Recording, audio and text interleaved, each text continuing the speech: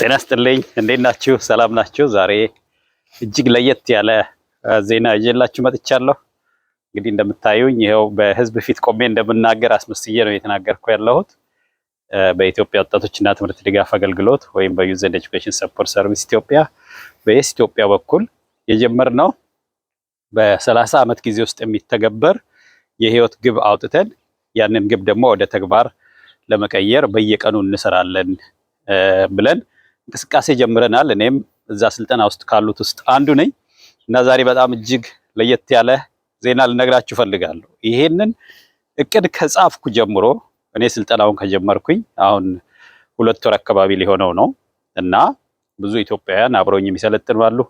የአግሪካልቸር ሊደርሺፕ ኤንድ ኢንቨስትመንት ቡድን አባላት ማለት ነው እና በጣም የሚገርማችሁ የኔ የ30 ዓመት እቅዴ ላይ ካሉት ነጥቦች ውስጥ አንዱ ለእናንተም የሆነው ነገ ተማሪዎች የምትሆኑት አብራችሁ የምትሰሩ ሰልጣኞች የምትሆኑ ስላላችሁ አንዱ እቅዴ ምንድነው ኢትዮጵያ ውስጥ ለምሳሌ እንዲሆናችሁ የሐዋሳ ዩኒቨርሲቲ ወንዶ ገነት ካምፓስ አለ አይደል? ያን ወንዶ ገነት ካምፓስ ቢያንስ 8 እንደዛ አይነት ማዕከላት ኢትዮጵያ ውስጥ መገንባት የሚል እቅድ አውጥቻለሁ እና እነኚህ እንግዲህ ወንዶ ገነትን ሄዶ የሚያውቅ ስሙና ቦታው የሚመሳሰል አካባቢ ኢትዮጵያ ውስጥ በትፈልጉ ቁጥር 1 ወንዶ ገነት እላችኋለሁ። ወንዶ ገነት ስትሄዱ ሀሳባችሁ ውስጥ የሚፈጠር ኢሜጅ አለ።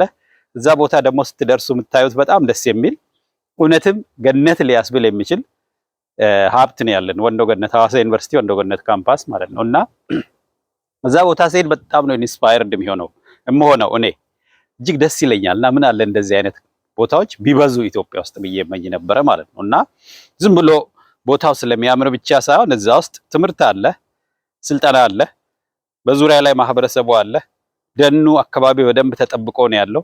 በጣም ሪፍሬሽ ያደርጋል እና ዕውቀትንና ተፈጥሮን በደንብ ያሰናሰለ እና ለልጅ ልጆቻችን ለዓለም የምንመኘውን አይነት ቦታ ወንዶ ገነት ላይ ማየት ይቻላል። የበለጠ መሰራት አለበት። አሁን ባለው ብዙ ሚስተካከል ነገር እንዳለው አውቃለሁ። ነገር ግን ጥሩ ምሳሌ ሊሆነን ይችላል። እሱም መነሻ አድርገን ወደፊት መስራት ስለምንችል እኔ እንግዲህ እንደምታውቁት የሐዋሳ ዩኒቨርሲቲ ወንዶ ገነት ካምፓስን እንደመነሻ አድርጌ ያለው እኔ ደግሞ የሐዋሳ ዩኒቨርሲቲ ውጤት ነኝ እና ሐዋሳ ዩኒቨርሲቲ ለኔ በጣም ትልቅ ቦታ ነው ያለው። እዛው ነው የተማርኩት፣ እዛው ነው ብዙ ጊዜ የሰራሁት። ብዙ የህይወት ልምድ ከሐዋሳ ዩኒቨርሲቲ አግኝቻለሁ። በጣም ብዙ ደስ የሚሉ ወንድሞችና እህቶች ከሐዋሳ ዩኒቨርሲቲ አግኝቻለሁ። በጣም ብዙ ህይወት ተመክሮ አግኝቻለሁ ማለት ነው እና እንግዲህ ዛሬ በጣም ይገርማችሁ እዚህ አሜሪካ ሀገር ደግሞ ህጋዊ ሆኖ የተመዘገበ የግል ኮሌጅ ከኔ ጋር ሊሰሩ የኮሌጁ ባለቤት ጭምር ስብሰባ አላቸው። ምንችላትን ያህል ሽክ ብዬ እንደምታዩት እና ለታሪክ ተመዝግቦ ይቀመጥ ብዬ ነው ከስብሰባው በፊት ነው ሪከርድ እያደረኩ ያለሁት እና ከነሱ ጋር ስብሰባ አለ ዛሬ። ዋናው የኔ ፕሮፖዛል 3 ነገር ነው ፕሮፖዝ ማድረገው። አንደኛ ፈቃደኛ ከሆኑ እዚህ ሀገር በጣም ለኛ ለመነሻ ሊሆን የሚችል ጥሩ ስራ እየሰሩ ስላለ 30 ዓመት አካባቢ ቆይተዋልና ምስራቅ አፍሪካ ላይ ካምፓስ ለመገንባት ዝግጁ ናቸው ወይ የሚል የመጀመሪያው የሚሰጣቸው ኦፈር እሱ ነው። ፈቃደኛ ሆኑ ከኛ ጋር እንዲሰሩ የቢዝነስ ፓርትነርሺፕ ለመፍጠር እነሱ ኳሊቲው አላቸው፣ እኛ ጋር ፍላጎቱ አለ፣ እኛ ጋርም ልምድ አለ። ይሄን ሁለቱን አብረን አድርገን በሁለቱ ሀገራት መሃል በሁለቱ ቢዝነሶች መሃል አብሮ መስራትን መፍጠር። በሁለተኛ ደረጃ ይሄ የማያመቻቸው ከሆነ ደግሞ ከኢትዮጵያ ጋር አብረው እንዲሰሩ የኢትዮጵያ የአሜሪካ ኦፊስ አሁን ከበጎ አድራጎት ወደ ንግድ ድርጅት ሊቀየር ስለሆነ አብረን እንድንሰራ በደንብ ክለሳ እያደረግን ስለሆነ የኢትዮጵያን በደንብ እየከለስ ነው ስላለን አሜሪካ ሀገር ያለው ቢሮአችን ለንግድ የሚያመች ሆኖ እንዲሰራ ሪቫይዝ እያደረግን ነው ያለነውና ከሱ ጋር እንዲሰሩ። በሶስተኛ ደረጃ ደግሞ ይሄም የማያመቻቸው ከሆነ ከኔ ጋር እንዲሰሩ በግለሰብ ደረጃ እኔ አብሬያቸው ልሰራ ስለሚችል እኔ ብዙ ነገር ከእናንተ ጋር መስራት እችላለሁ። እኔን እንደ አንድ ዋና የምስራቅ አፍሪካ ተወካይ አድርጋችሁ በእኔ በኩል በኢትዮጵያ በኩል አብረን እንስራ የሚል 3 ኦፈር ሰጣቸዋለሁ። ከዚህ ውጪ አይ ይሄ 3 ማያስከደንም የሚሉ ካለ ደግሞ ምን እንስራ የሚል ግልጽ የሆነ እንትን ሰጣቸዋለሁ። ለዚህ እንግዲህ መነሻ የሆነኝ ምንድነው የ30 ዓመት እቅድ ነው ማለት ነው። ገብታችኋል? አሁን ዝም ብሎ ላላ ያለ እቅድ አውጥቼ ቢሆን ኖሮ ስራ መፈለግ ነበረ። እነኚህ ሰዎች ጋር የሚወስደኝ አጀንዳ ስራ ፍለጋ ነበረ የሚሆነው ማለት ነው። አሁን ግን ወዴት ቀየርኩ እኔ? ያ የ30 ዓመት እቅድ ምን አድርጎኛል? ስራ ከመፈለግ በላይ ነው አሁን እያሰብኩ ያለው። ይሄን ነው አንደኛ ይሄን ሼር ማድረገው ለእናንተ በቃ የቀን ውሏችን እቅዳችንን ይመስላል። ንግግራችን እቅዳችንን ይመስላል። ሐሳባችን እቅዳችንን ነው የሚከተለው። ያላሰብነውን ያላቀድነውን ነገር መኖር ከባድ ስለሆነ ማለት ነው። በተለያየ አጋጣሚ አይተናል። ሰዎች አቅደው ሲንቀሳቀሱ ብዙ ቦታ ነው ብዙ ርቀት ነው ሊያዩ የሚችሉት። ንግግራቸው ይቀየራል፣ ጥያቄያቸው ይቀየራል። ይሲ አብረው የምትውለው ሰው ይቀየራል። አረማመድህን ታስተካክላል። እኔ አሁን ምን እመኛለሁ እያንዳንዱ ኢትዮጵያዊ የረጅም ጊዜ የአጭር ጊዜ እቅዱ ላይ አተኩሮ ባጠገቡ ያሉ ሰዎችም እንደዛ አይነት እቅድ ኖሯቸው አንዱ ለአንዱ እንቅፋት ባንሆን፣ ይልቅ አንዱ ለሌላው የህይወት ግብ ማዋጣት ላይ ብናተኩር ስይት እንደርስ ነበር። እስቲ አስቡት። እያንዳንዱ ኢትዮጵያዊ እያንዳንዱ አፍሪካዊ ከዙሪያው ከአካባቢ ያለው ወንድሙን እህቱን አብሮ ያለውን ሰው እንዴት ላግዘው እንዴት ወደፊት ሊያድግ ይችላል ብሎ ሰው ቢሰባሰብ ኖሮ ይህን ሁሉ አሁን ለጦርነት ያወጣነውን ኢነርጂ የተሰበሰበውን ወጣት እዛ ፊታቸው ቁጭ ያለውን መሪዎቹ በየአቅጣጫው ያሉት መሪዎች እንዴት አርጌ አንተ ሐሳብ ውስጥ ያለውን ትልቁን የህይወትህን ግብ ከግብ ላደርስልህ እግዚአብሔር ካንተ የሚፈልገውን ነገር እንዴት አብረን እናሟላ የሚል ስብስብ ቢኖር ኖሮ የት እንደርሳለን? እኔ እንዲህ ቆሜ የምነግራችሁን ያህል ከፊቱ ብዙ ወጣቶች የያዘ ኢትዮጵያዊ አለ። ክፍል ውስጥ መምህር ሊሆን ይችላል፣ ገበያ አካባቢ ሊሆን ይችላል፣ በመንግስት ቢሮ ሊሆን ይችላል፣ ሌላ በተቃዋሚው መስመር ሊሆን ይችላል። ግን አሁን እኔ በምነግራችሁ አቅጣጫ አይነት የሚመስል ንግግር ቢደረግ ኖሮ የት እንደርሳለን? በጣም አደገኛው ነገር ምንድነው? እኔ ዛሬ እዚህ ጋር የምናገረው ነገር ከፊት የተወሰኑ ሰዎችን ህይወት የሚያጠፋ ከሆነ የተወሰኑ ሰዎችን የሚያደናቅፍ ከሆነ መልሶ እኔንም ማደናቀፉ አይቀርም። ሲጀምር ሐሳቡን ሳስበው ራሱ መሸማቀቅና ማፈር አለብኝ ማለት ነው። በትክክል አስተሳሰቤ የተሻለ እንዲሆን የተሰራበት ሰው ከሆንኩኝ ሌሎችን የሚጎዳ ነገር ባቀድኩ ቁጥር መደንገጥ አለብኝ፣ እኔ መሸማቀቅ አለብኝ ማለት። አሁን የምናየው ምንድነው? ሌሎችን የሚጎዳ ሐሳብ ይዘው የሚመጡ ሰዎች ጭራሽ በድፍረት ሲናገሩ እናያለን። እዚህ ጋር ነው እንግዲህ ፈሪሃ እግዚአብሔር፣ ህሊናን መፍራት፣ ቅን መሆን፣ መተሳሰብ የምንለው የሚጀምረው እዚህ ጋር እንጂ ለምሳሌ የሆነ ትልቅ ሃይማኖት ድርጅት ውስጥ ኃላፊ ስለሆንኩ አይደል። ብዙ አይተናል፣ ብዙ ነገር አይተናል ኢትዮጵያ ውስጥ የመንግስት ቢሮ ብለው የተቃዋሚ ብለው ሚኒስተር ደረጃ ባለሀብት ኦር ዋትኤቨር የሃይማኖት ተቋም ኃላፊ ስለሆንክ ምናምን አይደል። ምን ያህል ለራስና ለፈጣሪ ታማኝ ነህ ነው። ኦፍ ኮርስ በጣም ከባዱ ነገር ምንድነው? አሁን ይሄ በጣም ብዙ የሚፈስ ደም ስላለ ኢትዮጵያውያን ያለብን ፈተና አሁን ምንድነው? ይሄ ሁሉ ደም እየፈሰሰ እያለ ማናችንም አብዛኞቻችን ምንድነው ዲፌንሲቭ ነን ማለት ማንም ሰው መጥቶ ሲጎዳ ጸጥ ብለህ ቆመህ እያየህ ተጎድተህ ለቅ የሚል አስተምሮ የለም። ምን ይፈልጋል? ሪስፔክት መደራረግ ይፈልጋል። እኔ እዚህ ጋር ቆሜ ስናገር ከፊት የሚመጣ ሰው ድንጋይ የሚወረውርብኝ ቢሆን በዙሪያ ያሉ ሰዎች ወደ እኔ ድንጋይ ቢወረውሩ ቢጎዱኝ አስቸጋሪ ነው ቆሜ እንደዚህ አይነት ጥሩ ነገሮችን መናገር። ኮንቴክስቱን በደንብ እንድናስተውል ብለን ብዬ ነው ይሄን ምላችሁ። ኢትዮጵያ ሁሉም ሰው ጥሩ ቢሆን ብንል ከሰው ዙሪያ ያለው ሰው ምን አይነት ሰው ነው ያለው ነው። ኢነርጂውን እናውቀዋለን፣ ምን አይነት ችግር እንዳለ እናውቃለን። ቀስ በቀስ ግን ወዴት መመለስ አለብን? እግዚአብሔር ከኔና ከናንተ ወደሚፈልገው።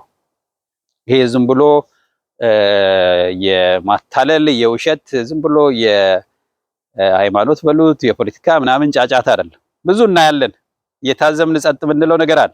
ደካማ ጎናችን ላይ እንስራ፣ ራሳችን ላይ እናተኩር ብለን ጸጥ ምንለዋል እንጂ ስንት ማጭበርበር ህዝቡ ላይ ስንት ንግድ ይሰራል እናያለን። እያየን ጸጥ እያልን ያለን ሆን ብዬ ነው ቤተክርስቲያንና መንፈሳዊ ነገሮችን። ምክንያቱም አሁን በምናየው በገበያ አይን ካየ ነው የጦር መሳሪያ መሸጥም ትርፍ ሊያመጣ ይችላል። አደንዛዥ እጽ መሸጥም ትርፍ ሊያመጣ ይችላል። በጣም ሀብታም ሊያደርግ ይችላል። ማጭበርበር በጣም ሀብታም ሊያደርግ ይችላል። መዋሸት በጣም ሀብታም ሊያደርግ ይችላል። እኔ ከሊና የተደብቄ አሁን ብዙ አይነት ነገር መስራት እችላለሁ። በዚህችው ስልክ እዚህችው ጋር ቆሜ ብዙ አይነት ንግግር መናገር እችላለሁ። ምናልባት ገንዘብ የሚያመጣልኝ ነገ እቺ ቪዲዮ አሁን ምቀርጻት ቪዲዮ 1 ሚሊዮን ሰው አይቷት እንዲያድር ማድረግ ይችላል። ኦኬ ራቁቴን ልብሴን አውልቄ ብመጣ 1 ሚሊዮን ሰው እንደሚያየው አውቃለሁ፣ እርግጠኛ ነኝ። በጣም በቀላሉ ምን ታደርጋለህ ብትሉኝ ከላይ ብቻ ሁለቱን አሁን የለበስኩትን ልብስ እንኳን አውልቄ ብመጣና ብሰራ ግን ያን አይደለም ለትውልድ ማሳየት እንፈልገው። ያ አደንዛዥ ዕፅ ከመሸጥ አይተናነስም። የጦር መሳሪያ ከመሸጥ አይተናነስም። አገልግሎቱ ያለፈ መድኃኒት ከመሸጥ አይተላለፍም። በቀላሉ ሊድን የሚችለውን ሰው እንዳይድን የተለያየ ብዙ አይነት ያሻጥር አለ የምናውቀው ማለት። የሌሎቹ ደካማ ጎን ላይ ትተን ግን እኔ አሁን የሚያሳስበኝ እኔ በህይወቴ ማድረግ ያለብኝ 30 ዓመት ብያለሁ። 3 ቀን እንኳን ቢሆን የምኖረው ምድር ላይ እቺን 3ቷን ቀን በስነ ስርዓት መኖር፣ ለትውልድ ነገ ጥሩ መነሽ መንደርደሪያ የሚሆን ሀሳብ አስቀምጦ መሄድ ነው። እድሜ አጭር ነው እንደምታውቁት። ሁላችንም የተሰጠን ጊዜ ግፋ ቢል ነው 80 ዓመት 70 ዓመት የሚሞላው። አብዛኞቻችን በ50 ዓመት በ40 ዓመት ብዙ ወንድሞቻችንን አተናል እኮ። ብዙ ልበ ብርሃን የሆኑ ወንድሞቻችንን አይተናል። አንዳንዶቹ ያጣነው ደግሞ ራሳችን እንቅፋት ሆነንባቸው፣ አካባቢው እንቅፋት ሆኖባቸው፣ በአካባቢው የሚያዩት ክፉ ነገር አላስችል ብሏቸው ነው ህይወታቸውን የሰጡት። ዛሬም ህይወታቸውን ለመስጠት የተሰለፉ ወንድሞቼ እንዳሉ አውቃለሁ፣ እህቶቼ እንዳሉ አውቃለሁ። ትልቁ ጥያቄ ያለው እኛ ከፊታቸው ያለ ነው። መምህራን ልንሆን እንችላለን፣ ቤተሰብ ልንሆን እንችላለን፣ ወንድም እህት ልንሆን እንችላለን፣ ጎረቤት ልንሆን እንችላለን፣ የሃይማኖት አባት ልንሆን እንችላለን፣ የፖለቲካ መሪ ልንሆን እንችላለን። በምን አይን ነው እነኝን ወንድሞች የምናያቸው ነው? በጣም ቀላል ነው። ዛሬ አፍሪካ ውስጥ እንደምናየው የሆነ ነገር የፖለቲካ አለመስማማት በኖረ ቁጥር 20 ሺህ 30 ሺህ 40 ሺህ 100 ሺህ ወጣትን መስዋዕት ማድረግ፣ እነሱ ላይ ረግጦ ለመሄድ መሞከር ብዙ እያየን ያለ ነው። ግን መቼ ነው የሚቆመው? እያንዳንዱ ሰው ራሱን ሲጠይቅ፣ ማንም ሰው ሁለት ነፍስ ያለው የለም። ራሱ ክሌም ያደርጋል። አንዳንዴ ሰዎች ይመርጡታል or whatever እንጂ ከፕሬዝዳንቶች ከጠቅላይ ሚኒስትሮች ጀምሮ እንደኔና እንደናንተ በ9 ወር የተወለዱ ግለሰቦች ናቸው። እዛች ቦታ ላይ ሲሄዱ ይዘው የሄዱት ኢነርጂ ነው ዋናው ነገር። ሸር ይዘህ ከሄድክ፣ ቂም ይዘህ ከሄድክ በቃ ውጤቱ የሚሆነውን ይሆናል በየደረጃው። ምናልባት ከላይ ያለው ሰው ሻል ያለ ሊሆን ይችላል። ከስር ያለው እኔ እዚህ ጋር የምናገረው በጣም ጎበዝ መሆኔ ትርጉም የለው በዙሪያ ያለው ሰው የሚያስተውል ካልሆነ። ይልቅ ምን እንላለን በሊደርሺፕ ሳይንስ ፎሎወርሺፕ የሚባል ነገር አለ። ከኋላ ተከታዮች ማለት ነው። መሪዎች በጣም ደካማ ቢሆኑ እንኳን ተከታዮች ጎበዝ ከሆኑ ያስቆሙታል። ጠንካራ ጎበዝ ወርክ ፎርስ ከጀርባ ካለ፣ ክሪቲካል ማጆሪቲ ካለ፣ ከፊት ያለው ደካማ ቢሆን ችግር የለም። አብዛኛው ያደጉ ሀገሮች እንደዛ ናቸው። አሁን እኔ ያለሁበትን ሀገር አሜሪካን ስታዩ የአሜሪካ ህዝብና የአሜሪካ ስርዓትና ከላይ ያለው መሪ፣ አንዳንዴ መሪው ደካማ ቢሆን እንኳን መንግስት ዘግተው አገሩ በሰላም ምንም እስከማይሰማችሁ ድረስ እየሄደ የነበረው ሸትዳውን ነበረ ሰሞኑን እንደምታውቁት። እና ቀስ በቀስ ሰዎችን በደንብ ስናሰለጥን ጠንካራ ተቋማት ይመጣሉ። ጠንካራ ተቋማት እየተገነቡ በሄዱ ቁጥር ደካማ ጎኖችን እየቀነስን እንሄዳለን ማለት ነው። እኔና እናንተ ግለሰቦች የሚያመጡት ዳሜጅ እየቀነሰ ይሄዳል። እና ለዚህ ነው እንግዲህ ተቋማትን መገንባት የወንዶ ገነት ካምፓስን አይነት 8 ቦታዎች ኢትዮጵያ ውስጥ ያስፈልጋሉ ብዬ ያልኩት እና ባጭሩ ይሄ ነው። በጣም ደስ ብሎኛል። ይሄንን ፕሮግረስ አፕዴት አደርጋችኋለሁ። አንደኛ በደንብ ግልጽ ይሁንላችሁ፣ እኔ ሐሳብ ነው ሼር ማድረግ ለኢትዮጵያ ወጣቶች። ምክንያቱም ብዙ ጊዜ የምንዘነጋው ምንድነው ውጤቱን የምናየው ነገር አለ። ፍሬውን፣ ዛፉ እንዴት አደገ፣ ከየት ጀመረ፣ እንዴት ነው ሐሳብ ወደ ተግባር የተተገበረው የሚለውን ብዙ ሰው አያሳየንም። ሁላችንም ለማጨብጨብ የምንመጣው ዳገቱ ላይ የወጡትን እያየን ትልልቅ የሆኑትን እያየን። እኔ አሁን ምንም ያን ያህል የተለየ ትኩረት የምስብ ሰው አይደለሁም። ማንም 1 ሚሊዮን or whatever ሰው የሚያየን ሰው አይደለሁም። ግን የሚከተሉ አሉ፣ የኢትዮጵያ ወጣቶች አሉ በጣም ማከብራቸው። የኛ መልእክት ቆም ብለው ከልባቸው የሚያዳምጡ ኢትዮጵያውያን አሉ። ለነሱ ነው የምናገረው። የብዛት ጉዳይ አይደለም። ዝም ብሎ ማብዛት ይቻላል። ተሳድቦ ታዋቂ መሆን ይቻላል። ኡኡ ብሎ ታዋቂ መሆን ይቻላል። እንዳልኳችሁ ነው። እኔ ልብሴን አውልቄ ጮሄ ኡኡ ብዬ እዚህ ጋር ድራማ ሰርቼ ታዋቂ መሆን ይችላል። ቀላል ነው። ግን ህሊና እና የፈጠረን ከላይ የሚያይ ሰው ላያየው ይችላል። እኔ ሸር ይዤ ብመጣ እኔ ያስኩትን ሸር ሰው ላይረዳ ይችላል። ህሊናዬና አምላክ ግን ያያሉ ማለት ነው። እነኝን ሁለቱን ከተደበቀ ነው የሰው ልጅ ከባድ የሚሆነው። የራሱን ህሊናና ፈጣሪንም ቢካል የማይፈራ ከሆነና እንግዲህ መልካም ነገር ጠብቁ። በዚህ አጋጣሚ ደግሞ ብዙ ኢትዮጵያውያን አላችሁ፣ ገንዘብ ያላችሁ፣ ሀብት ያላችሁ ከኔ ጋር ብትሰሩ አሁን ያልኳችሁን ሐሳብ አብረን ብንተገብር ሌላ ሀገር ልመና ወር ሌላ ሰው ጋር መሄድ አይጠበቅብንም። ችግሩ ምንድነው? ኢትዮጵያ አብዛኞቹ ባለሀብት የምንላቸው በዙሪያችን ያሉ ሰዎች ትህትና እንደዚህ ሐሳብ አድርጎ አይቶ መሄድ ምናምን ትንሽ የለም እና መኮፈስ ነገር አለች። ይሄን አለ አይደል? ብዙ አይቻለሁ እኔ ብዙ አለ። አሮጋንስ የምንለው ፓወር ኤንድ እንትን ሰው በጣም ኢቲካል በሆነ መንገድ ስነ ምግባር ባለው መንገድ በደንብ ትምህርትና ዕውቀትን መሰረት አድርጎ ትህትና ገንብቶ ካላደገ ወይ በሾርት ከት ሀብታም የሚሆኑ ሰዎች በሾርት ከት እንደምንም ሄደው የሆነ ስልጣን ወር ምናምን የሚያገኙ ሰዎች ላይ ከደረሱ በኋላ ታያቸዋላችሁ። ከኋላ ያሉትን የሚያዩበት አይን ማለት እና ወይ ሊበዛባቸውም ይችላል። ደግሞ በጣም ጥሩ ሰዎች ናቸው የኢትዮጵያ ሀብታሞች ብዬ ልውሰድና በጣም ሀብታም ናቸው። ብዙ ጥሩ ሰዎች ናቸው። ጥሩ ማድረግ ይፈልጋሉ። ግን በዙሪያቸው ደግሞ እንደዛ አይነት እንትን ስለሌለ ጥያቄ ስለሚበዛባቸውም ሊሆን ይችላል። እኔ ግን አሁን የራሴን እቅድ አውጥቻለሁ። 30 ዓመት እቅድ አለኝ። እዛች 30 ዓመት ጋር መሄዳትን ግን እያንዳንዷን ቀን እያንዳንዷን ደቂቃ እየተጠቀምኩ ነው ያለሁት። ለዛ ነው ሼር እያደረኩ ያለሁት ከኔ ጋር እንድትሄዱ ከኔ ጋር እንድትሰሩ እና 30 40 ደቂቃ እንደዚህ ደግሞ አንዳችን ለሌላው መልእክት በዚህ አይነት ብንልክ ከንግግር አልፈን ደግሞ ወደ ተግባር ብንሄድ እርግጠኛ ነኝ እግዚአብሔር በረከት ደግሞ ይጨምርበታል። እና ከኔ ጋር ስለሆናችሁ በጣም አመሰግናለሁ። ይሄን ድምጽ ብዙ ሰው ጋር እንዲደርስ አድርጉልኝ። እግዚአብሔር ይስጥልኝ። አመሰግናለሁ። ቻው